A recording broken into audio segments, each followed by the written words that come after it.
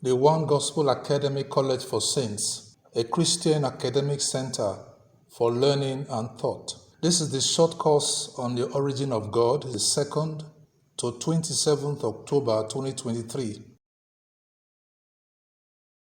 Our lecture notes for day 17, let us go through it together. It is like a review. All right? Father God took a big risk to give birth to his firstborn directly from his own body. So anyone born this way can never die, just as the Father himself can never die. Together with his position and anointing, it became very important to Father God that his firstborn be made perfect in obedience. Perfect in obedience. And I want us to note that phrase, perfect in obedience. Was the firstborn disobedient? No. But it was important, as the Bible tells us, he's the only person who walked the earth, tempted in every way, yet without sin. He's the only one. All of us have sinned and fallen short of the glory of God. But praise be God Almighty, who redeems us through his firstborn by his atoning blood and gave us his spirit to heal us and restore us. So the firstborn, Christ the Lord, it became very important to the Father that he be made perfect in obedience, though he had no sin. So the firstborn on whom hangs the arrival of the innumerable sons, the Father desires to have, and without whom everything will be in disarray, everything will scatter. Without Christ the Lord, Father God's plan will just be in disarray. He has to start all over again. All right, because as we studied yesterday, talking about his position and anointing, Father God did everything around his firstborn. He's the joker, as they say, the game of cards. There is a joker.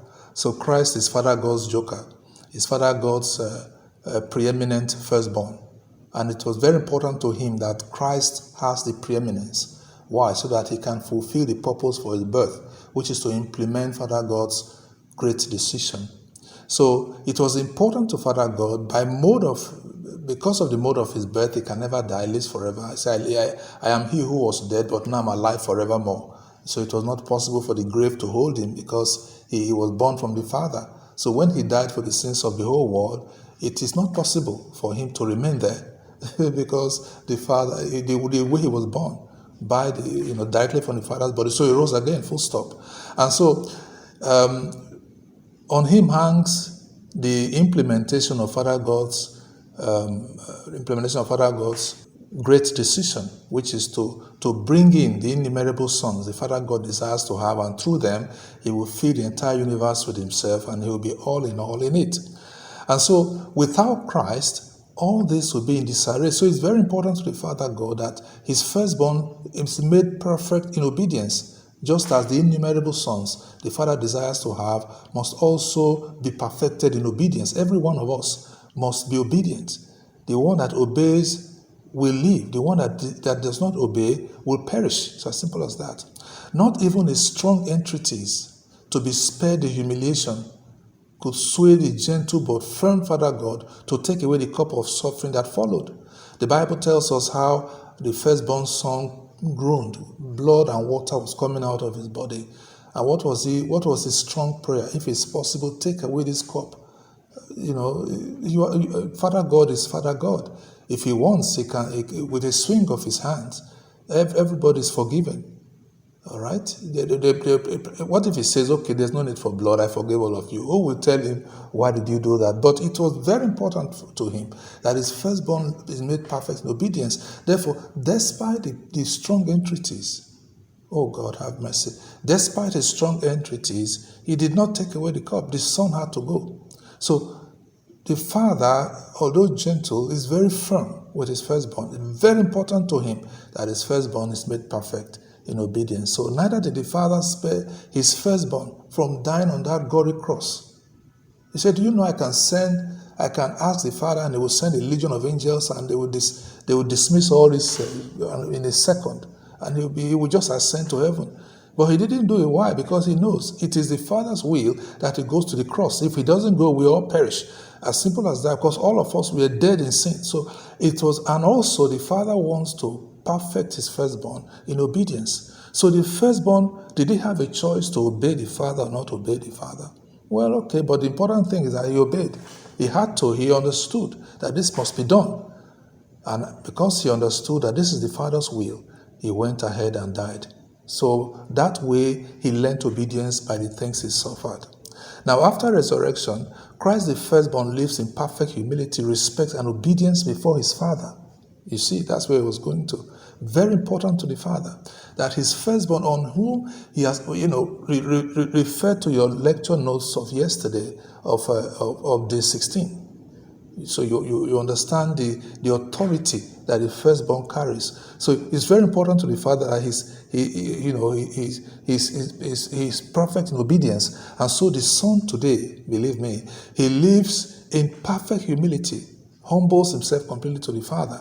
As the Bible says, though he himself is God, exactly like God, original like the Father, yet he did not count equality with his Father a thing to be grasped. No. He became perfect in obedience. Instead, he humbled himself. He counted himself as nothing and humbled himself, not just humbling himself in heart, but until death on the cross. Just because that's what the Father wants.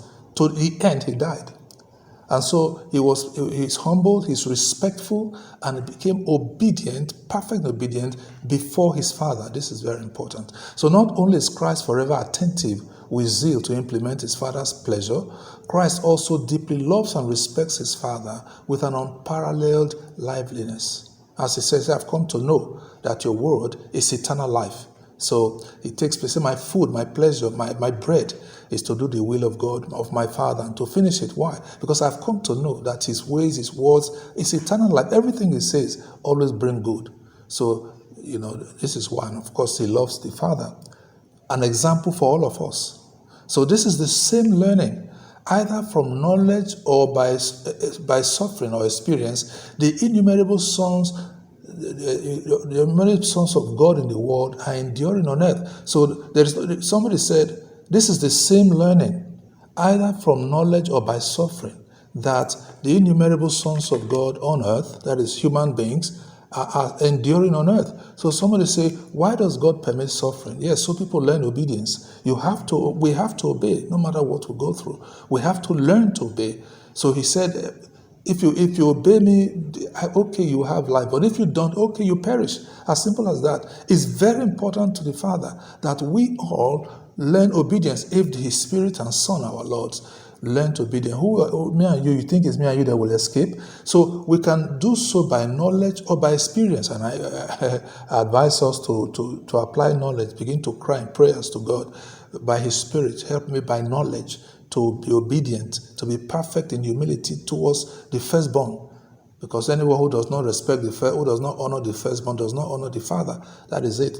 So, like the firstborn, everyone must learn to be obedient, because the Father does not want rebellion to ever come up again throughout his universe forever. From next, we're going to, in our next short course, for those who also want to participate in that, we're going to be looking at rebellion that came into the universe. Father God wants to destroy rebellion such that it will never reoccur. So it's very important to him that we all, these innumerable sons, can you imagine our God living in eternity, and one son rebels, then tomorrow another son rebels, and then to next another one rebels? No, he doesn't want that. I don't want that at all. So he's very firm. He's gentle with all of us, but he's also very strict in this matter. So the Bible calls him even a consuming fire. He's very strict in this matter that we all learn. He wants to live a peaceful life. The contentment that is in him, he wants to. Everybody understands that. Everybody understands that. He wants to live. He wants his universe to be a paradise. He never wants to see rebellion ever again. So, and that's why it's important, like Christ, we all are made perfect in obedience, perfect in humility, respect, and obedience before the Father through the preeminent firstborn by the Holy Spirit. So, agree with God and learn from knowledge. It's better to learn from knowledge than from experience. Although the trend, the reality is that many of us many of us are suffering because we've not yet learned obedience. But if you know why you are passing through the things you pass through, it's for this reason only, is to learn obedience. So the day we submit ourselves to God, say, I give up, I hand over everything to you, I submit myself. You see, things begin to correct itself. That's the whole purpose for what is all the things that are happening on earth. It is so that everybody learn obedience. It's better to learn by knowledge, not from suffering, experiential suffering. I think you agree with me. So and that's the importance of this short course also. So we know these things and then we are able to say, no. Out of knowledge, I submit myself to God and to Christ. I will obey his voice. So learn from knowledge or learn from experience, I guess. So considering above context, you fill in the gap. That last line, learn from what? Think about it, send your thoughts to the email or to the college WhatsApp, and see you tomorrow.